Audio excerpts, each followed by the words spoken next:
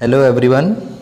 आज हम जो टॉपिक पढ़ चुके हैं कोशिका एवं पादप, उसके कुछ इम्पॉर्टेंट क्वेश्चंस के बारे में डिस्कस करेंगे जो कि अक्सर परीक्षाओं में पूछे जाते हैं। तो सबसे पहला क्वेश्चन आपको अपनी स्क्रीन पे दिख रहा है कि निम्न में से कौन से कोशिकांग पादप एवं जंतु दोनों में पाए जाते हैं। पहला क्वेश्चन है कि कौन से कोशिकांग पादप एवं जंतु दोनों में पाए जाते हैं। तो आपका पहला ऑप्शन है कोशिका भित्ति, दूसरा ऑप्शन है केंद्रक, तीसरा है लवक, चौथा है राइबोसोम। अब आपको इसमें से बताना है कि कौन से कोशिकांग दोनों में पाए जाते हैं। तो इसका सही आंसर क्या होगा? तो इसका सही आंसर होगा सी, मतलब कि केंद्रक और राइबोसोम।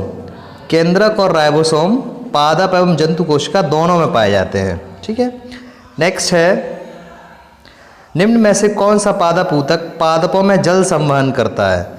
कौन सा पादप ऊतक पादपों में जल संवहन करता है? पहला ऑप्शन है जाइलम, दूसरा ऑप्शन है फ्लोएम, तीसरा है कोलेनकाइमा, चौथा है पेरेनकाइमा। तो आपका जो सही आंसर होना चाहिए इसमें वो है ए, जाइलम। ठीक है, नेक्स्ट क्वेश्चन की ओर बढ़ते हैं। निम्न में से बहुकोशीय जीव है, निम्न में से बहुकोशिकीय जीव है। पहला ऑप्शन है जीवाणु, दूसरा ऑप्शन है पैरामीशियम, या तीसरा ऑप्शन कवक, चौथा ऑप्शन है अमीबा। तो आपको इनमें से बताना है कि कौन सा बहुकोशिकीय जीव है। मैंने आपको पढ़ाया था, तो आपका इसमें से सही आंसर होगा ऑप्शन नंबर सी, कवक। कवक जो है वो बहुकोशिकीय जीव में आता है। ठीक है, नेक्स्ट क्वेश्चन है आपका क्वेश्चन नंबर 4। चमगादड़, व्हेल और सील मछलियाँ हैं। चमगादड़, व्हेल और सील मछलियाँ हैं। फर्स्ट ऑप्शन है आपका अंडप्रजक एवं स्तनधारी, मतलब जो अंडे देते हैं और दूध पिलाते हैं बच्चों को। दूसरा ऑप्शन है जरायुज एवं स्तनधारी। जरायुज एवं स्तनधारी का मतलब है जो बच्चों को जन्म देते हैं और उन्हें दूध पिलाते हैं। तीसरा ऑप्शन है केवल अंडप्रजक, चौथा ऑप्शन है केवल जरायुज। तो इसमें आपका सही आंसर होना चाहिए बी, जरायुज एवं स्तनधारी। तो इसका सही आंसर होगा जरायुज एवं स्तनधारी। ठीक है, अब बढ़ते हैं नेक्स्ट क्वेश्चन की तरफ। असीम केंद्रक जीवों के विषय में कौन सा कथन असत्य है? मतलब नीचे दिए गए आपको कथनों में से ये बताना है कि कौन सा असीम केंद्रक जीवों के विषय में असत्य है। पहला ऑप्शन है आपका इनका आकार छोटा होता है, दूसरा ऑप्शन है इनमें केंद्रक नहीं होता है, तीसरा ऑप्शन है इनमें कोशिकांग होते हैं, और चौथा ऑप्शन है इनमें केवल एक गुणसूत्र होता है। तो आपको ये बताना है इनमें से असत्य कौन सा है। तो इसका आंसर क्या होगा? इस क्वेश्चन का आपका आंसर होगा सी, इनमें कोशिकांग होते हैं। ये कथन असत्य है, बाकी सारे जो कथन दिए गए हैं वो सभी सत्य हैं। नेक्स्ट है अगला क्वेश्चन आपका, सभी जीवों की आधारभूत इकाई क्या है? सभी जीवों की आधारभूत इकाई क्या है? फर्स्ट ऑप्शन है कोशिका, सेकेंड है ऊतक, थर्ड ऑप्शन है अंग, एंड फोर्थ ऑप्शन इज अंग तंत्र। तो इसमें सही आंसर होगा आपका ऑप्शन नंबर ए, कोशिका। ठीक है, अब बढ़ते हैं नेक्स्ट क्वेश्चन की तरफ। 7वां क्वेश्चन देखेंगे, पौधों में अवर्णी लवक का कार्य क्या है? वह लवक जो अवर्णी होता है, जिसमें कोई रंग नहीं होता, उसका कार्य क्या है? फर्स्ट ऑप्शन है भोजन बनाने में मदद करना, सेकेंड ऑप्शन है पौधों के भूमिगत भाग में भोजन का संग्रहण करना, थर्ड ऑप्शन है पंखुड़ियों एवं पत्तियों को रंग प्रदान करना, एंड डी ऑप्शन उपरोक्त में से कोई नहीं। तो इसका सही आंसर होगा, आपको पता है इसका सही आंसर होना चाहिए पौधों के भूमिगत भाग में भोजन का संग्रहण करना, ऑप्शन बी। ठीक है, नेक्स्ट हम देखेंगे, निम्न में से किसमें कोशिका भित्ति पाई जाती है? सेल वॉल किन में पाई जाएगी? निम्न में से किसमें कोशिका भित्ति पाई जाती है? फर्स्ट ऑप्शन है ईस्ट, सेकेंड है जीवाणु, तीसरा है साइनोबैक्टीरिया, और चौथा ऑप्शन है ये सभी। तो कोशिका भित्ति निम्न में से किसमें पाई जाएगी? तो आपका सही आंसर होना चाहिए ये सभी, सभी में कोशिका भित्ति पाई जाती है। नेक्स्ट क्वेश्चन है, निम्न में से सत्य कथन को पहचानिए। सही वाले ऑप्शन को चुनना है, कौन सा स्टेटमेंट सही है आपको वो चुनना है। माइटोकॉन्ड्रिया को कोशिका का शक्ति ग्रह कहा जाता है, पहला ऑप्शन। दूसरा ऑप्शन है एक कोशीय जीव भी श्वसन एवं जनन करते हैं। तीसरा ऑप्शन है कवक ससीम केंद्रक जीवों के उदाहरण हैं, और चौथा ऑप्शन है जीव द्रव्य को कोशिका का जीवित पदार्थ कहते हैं। तो आपको सही उत्तर बताना है कौन सा है। ठीक है, आपको समझ में आ गया होगा कौन सा आंसर सही होना चाहिए। तो इस क्वेश्चन का आंसर होना चाहिए डी ऑप्शन, मतलब सभी सही हैं, ये चारों ऑप्शन ठीक हैं। माइटोकॉन्ड्रिया को कोशिका का शक्तिगृह भी कहा जाता है। एक कोशिकीय जीव श्वसन एवं प्रजनन भी करते हैं। कवक ससीम केंद्रक जीव के उदाहरण है। और चौथा, जीव द्रव को कोशिका का जीवित पदार्थ कहते हैं। ठीक है, नेक्स्ट क्वेश्चन है आपका, पौधों की जड़ों, तनों, पत्तियों एवं फल फूल आदि में पाया जाने वाला ऊतक कौन सा है? वह ऊतक जो पौधों की जड़ों में, तनों में, पत्तियों एवं फल फूल आदि में पाया जाता है, उस ऊतक का नाम क्या है? ठीक है, तो पहला ऑप्शन है पैरेन्काइमा, दूसरा ऑप्शन है कॉलेन्काइमा, तीसरा स्क्लेरेन्काइमा, चौथा एपिथेलियम। तो आपका सही आंसर कौन सा होना चाहिए? आपका इसका सही आंसर होना चाहिए ऑप्शन नंबर ए, पैरेन्काइमा। ठीक है, अब बढ़ते हैं हम आपके नेक्स्ट क्वेश्चन की तरफ। नेक्स्ट क्वेश्चन है आपका सीटेट की परीक्षा। ये क्वेश्चन आपके सीटेट की परीक्षाओं में पूछे गए हैं। पहला क्वेश्चन आपका, निम्नलिखित सभी एक कोशिकीय हैं सिवाय, मतलब इनमें से जो ऑप्शन दिए गए हैं उनमें से सभी एक कोशिकीय हैं सिर्फ एक को छोड़कर। तो कौन सा एक कोशिकीय नहीं है? पहला ऑप्शन है आपका भ्रूण, दूसरा ऑप्शन है मुर्गी का अंडा, तीसरा ऑप्शन है पैरामीशियम और चौथा ऑप्शन है आपका युग्मनज या युग्मज। तो इसमें से आपको बताना है कि कौन सा एक कोशिकीय नहीं है। तो इसका आपका सही आंसर होना चाहिए ए, भ्रूण। भ्रूण एक कोशिकीय नहीं है, बाकी सभी एक कोशिकीय में अंतर्गत आते हैं। नेक्स्ट क्वेश्चन है आपका, कोशिकाओं से संबंधित निम्नलिखित पदों पर विचार कीजिए। ठीक है, कोशिकाओं पर संबंधित निम्नलिखित पदों पर विचार कीजिए। पहला ऑप्शन है आपका क्रोमोसोम या गुणसूत्र, दूसरा ऑप्शन है जीन, तीसरा ऑप्शन न्यूक्लियोलस या केंद्रिका, चौथा ऑप्शन है राइबोसोम। फिर इसमें से आपको बताना है इनमें से किसी कोशिका के केंद्रक के भाग हैं। केंद्रक का भाग कौन कौन सा होता है? पहला ऑप्शन है केवल तीसरा और चौथा, मतलब केंद्रिका और राइबोसोम। दूसरा ऑप्शन है केवल दूसरा और तीसरा, मतलब जीन और न्यूक्लियोलस। सी ऑप्शन है आपका क्रोमोसोम, जीन और न्यूक्लियोलस। और डी ऑप्शन है आपका केवल पहला और तीसरा, क्रोमोसोम और न्यूक्लियोलस। तो इसमें से आपको सही आंसर बताना है। जो सही आंसर होगा वो आपका होगा आंसर सी। आंसर होगा आपका सी। इसका मतलब है कि किसी भी कोशिका से संबंधित जो केंद्रक के भाग होते हैं, कोशिका के केंद्रक के भाग कौन कौन से होते हैं? क्रोमोसोम, जीन और न्यूक्लियोलस। ठीक है, तो बढ़ते हैं नेक्स्ट क्वेश्चन की तरफ। नीचे दिए गए जंतु कोशिका के आरेख में ए, बी, सी और डी भागों का सही नामांकन। आपको ये फिगर दिख रहा होगा, आपको इसमें से बताना है कि ए भाग कौन सा है, बी भाग कौन सा है, सी कौन सा है और डी कौन सा है। ए, बी, सी और डी को बताना है। तो इसमें से आपका जो सही आंसर होना चाहिए कौन सा होगा? तो अब देखते हैं। सबसे पहले ए भाग आपका क्या है, देखेंगे जरा। सेल वॉल या कोशिका भित्ति से अंदर की जो मेम्ब्रेन या परत होती है उसको हम कहते हैं कोशिका झिल्ली। तो सबसे पहले ए वाला तो आपका होना चाहिए कोशिका झिल्ली। इसके बाद जो आपका बी वाला पार्ट होना चाहिए, बी वाला होना चाहिए आपका रिक्तिका, खाली जगह को दर्शा रहा है, रिक्तिका है ये। ठीक है, सी वाला पार्ट आपका होना चाहिए केंद्रक और डी वाला पार्ट आपका होना चाहिए कोशिका द्रव्य।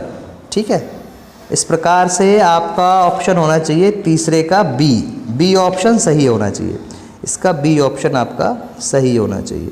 ठीक है, बढ़ते हैं नेक्स्ट क्वेश्चन की तरफ। ठीक है, नेक्स्ट क्वेश्चन है आपका, नीचे दिए गए कथनों का अध्ययन कीजिए। पहला है ऑप्शन, प्रोकैरियोट में केंद्रक नहीं होते हैं। दूसरा है एक कोशिकीय जीव में एकल कोशिका सभी कार्य करती है। तीसरा ऑप्शन है नीले हरे शैवाल प्रोकैरियोट के उदाहरण है। और चौथा ऑप्शन है आपका यूकैरियोट में केंद्रक झिल्ली सहित सुसंगठित केंद्रक नहीं होता है। आपको बताना है इनमें से सही कथन कौन से हैं। आप एक बार ध्यान से देखेंगे, आपको इनमें से बताना है कि इनमें से सही कथन कौन सा है। तो इसका आंसर आपका होना चाहिए option number A. Option number A आपका आंसर होना चाहिए इसमें से, ऑप्शन नंबर ए। क्योंकि पहला ऑप्शन बिल्कुल ठीक है, प्रोकैरियोट में केंद्रक नहीं होता है। दूसरा ऑप्शन भी आपका बिल्कुल ठीक है कि एक कोशिकीय जीव में एकल कोशिका सभी कार्य करती है। और तीसरा ऑप्शन भी आपका ठीक है, सिर्फ चौथा ऑप्शन आपका गलत है। ठीक है, नेक्स्ट क्वेश्चन की तरफ चलते हैं। नीचे दिए गए कथनों का अध्ययन कीजिए। पहला ऑप्शन है आपका, गुणसूत्र केंद्रिका में स्थित होते हैं। ठीक है, दूसरा ऑप्शन है जीन गुणसूत्रों में स्थित होते हैं। तीसरा ऑप्शन है एक कोशिकीय जीव श्वसन और जनन करते हैं। और चौथा ऑप्शन है कोशिका झिल्ली का सबसे महत्वपूर्ण कार्य कोशिका में पदार्थों के आवागमन को नियंत्रित करना है। अब आपको इसमें से बताना है कि कौन सा ऑप्शन सही है, कौन से कथन सही हैं। तो इसका आंसर क्या होना चाहिए आपके हिसाब से, कौन सा आंसर होना चाहिए? तो इसका आंसर होना चाहिए आपका ऑप्शन नंबर बी ऑप्शन ठीक है। सिर्फ ए ऑप्शन गलत है कि गुणसूत्र केंद्रिका में नहीं होते हैं। ठीक है, गुणसूत्र जो होते हैं वो आपके केंद्रिका के अंदर नहीं होते हैं, जबकि केंद्रक में पाए जाते हैं, केंद्रिका में नहीं।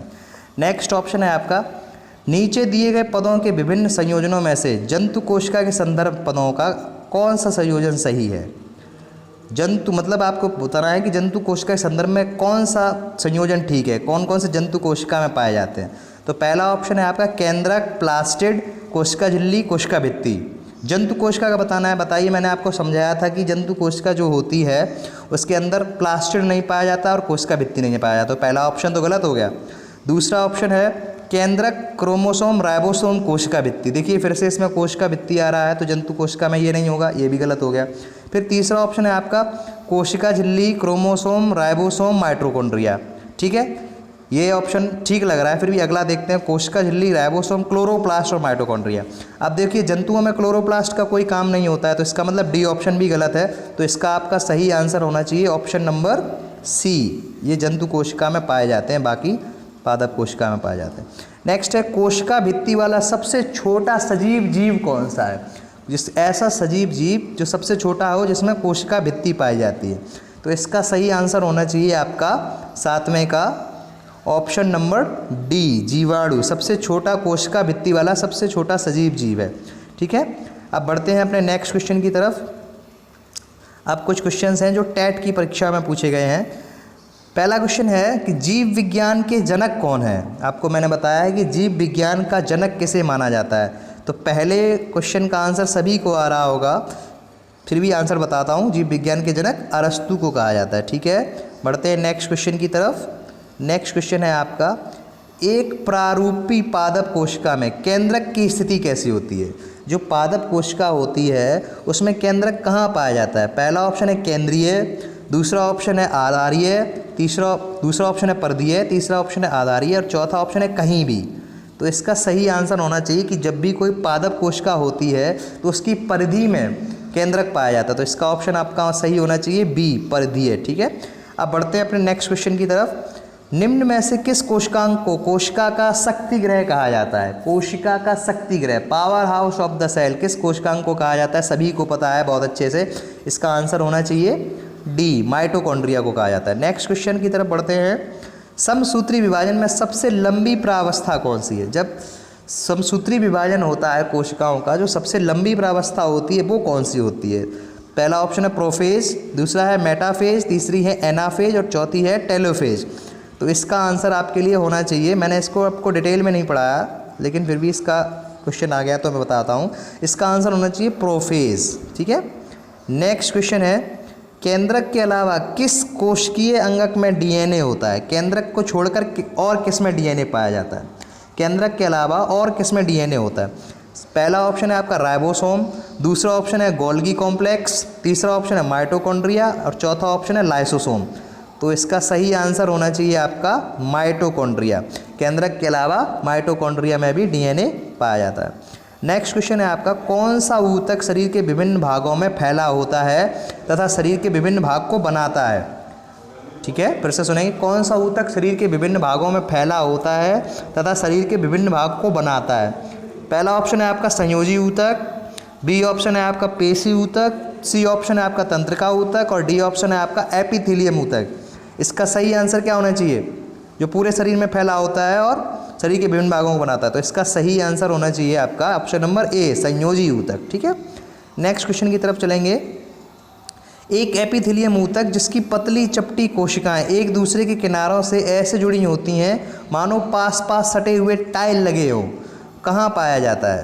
पहला ऑप्शन है आमाशय की भीतरी स्तर पर, बी ऑप्शन है अंडाशय की बाहरी सतह पर, सी ऑप्शन है आपका गालों के भीतरी स्तर और सी है और डी ऑप्शन है आपका फैलोपियन नलिका का भीतरी भाग।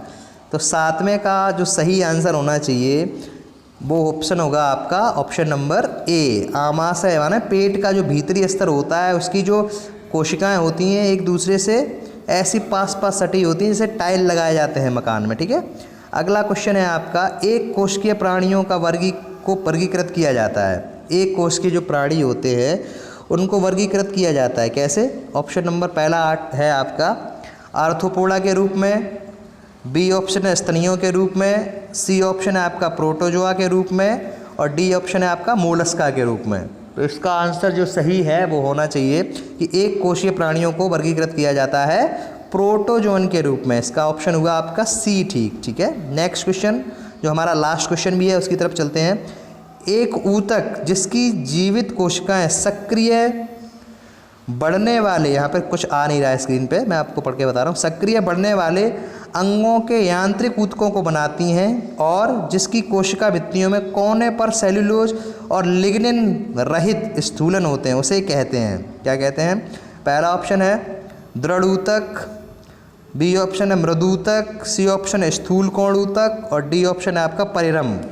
तो इसका आपका जो सही आंसर है, आप देखो इसमें लिखा है लिग्निन रहित, लिग्निन नहीं होना चाहिए, लिग्निन तो दृढ़ ऊतक में होता है, ठीक है। मृदूतक भी नहीं होना, इसका आंसर आपका स्थूल कोण ऊतक। तो इसका आपका ऑप्शन नंबर सी बिल्कुल ठीक होना चाहिए। ठीक है, आज का ये टॉपिक आपका बिल्कुल समाप्त हुआ। अब नए वीडियो में आपको नया टॉपिक पढ़ने को मिलेगा। आज के लिए इतना ही रखते हैं। Thank you.